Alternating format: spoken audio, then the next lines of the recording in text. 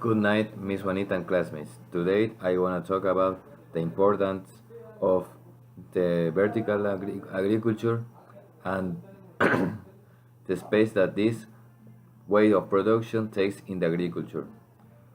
Population exponential growth represents one of the most worrisome problems of humankind. This is because current food production will not meet the growing population demand, which will increase in the rate of people who will not have access to the food needed to develop their activities as normal.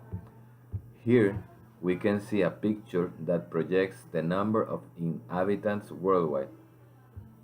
It is for this reason that the production science are looking for ways to cover these food requirements by saving space, economize resource without populace, and in a sustainable way.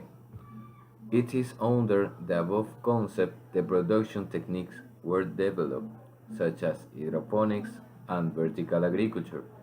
In this case, we will talk about vertical agriculture, which is an potential competitor with conventional agriculture. We will see what are these advantages and disadvantages and what projections have the same in the not too distant future.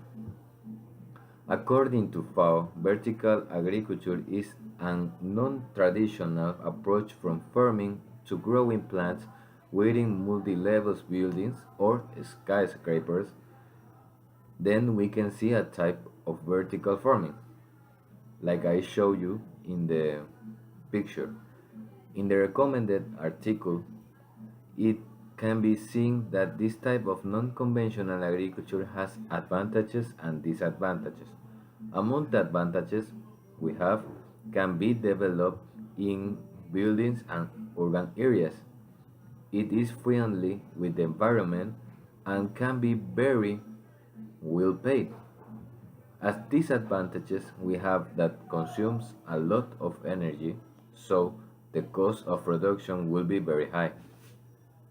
Here we can see the use of solar panels for the lettuce production plant that applies vertical systems. For these disadvantages can be used solar panels, like I show you in the photo, which represent a high investment, but in a long term it becomes in a very profitable tool. With the aforementioned measure, in addition to admitting the economic impact, also avoids the contamination of the environment where this economic activity takes place. This type of production science, at some point not far from human history, will be responsible for producing a considerable percentage of the food required in the world. This is because in the near future the lands to work and produce will be exhausted. In this future, conventional agriculture may not be replaced, but if the world food demand will be supplied by two lines of production, one with almost the same importance as the other.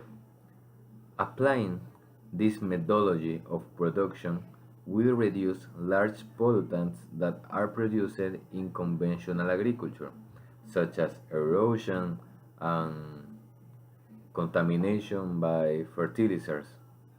So, that vertical agriculture will be a very important pillar against the fight of pollution by human activities. As we mentioned, the importance of this non-conventional type of agriculture, we should use teaching methods in the different agricultural schools so that the future agriculture engineer is prepared for the labor demand that represents the growth of the use of this form of food production.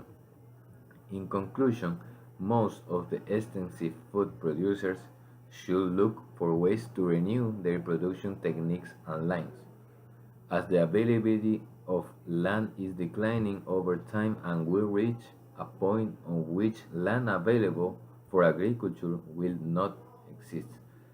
As an opinion, I think that the best way to produce um, food is the use sustainable resource.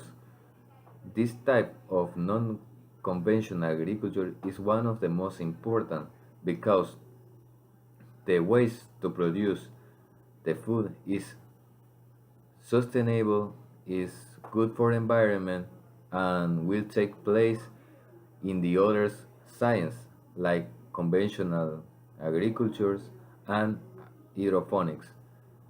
The future of the demand food in the world is not secure, but with these types of agriculture production or methods of production, we can provide certain security to the world population.